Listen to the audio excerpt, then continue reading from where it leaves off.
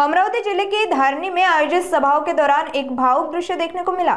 सभा समाप्त होते ही एक महिला ने मुख्यमंत्री देवेंद्र फडणवीस को जोर से देवेंद्र कहकर पुकारा। मुख्यमंत्री की ओर बढ़ते हुए उस महिला ने उन्हें नारियल और दुपट्टा देकर पारंपरिक स्वागत किया।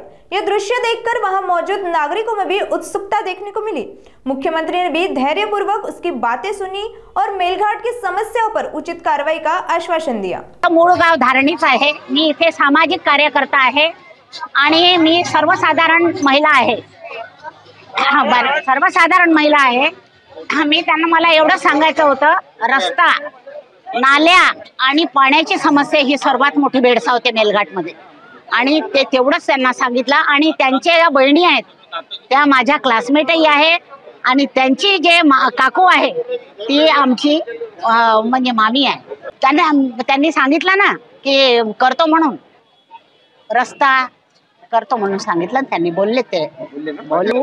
देवा भाऊ आहे मूळचे, चंद्रपूर मूळ, आणि मी माझा माहेर चंद्रपूर मूळ। आम्ही सोबतच आहोत सगळे। अगदी लहानपणी याला खेळवलं आम्ही, म्हणूनच तो आला तिथून, नाही तर येत नव्हता।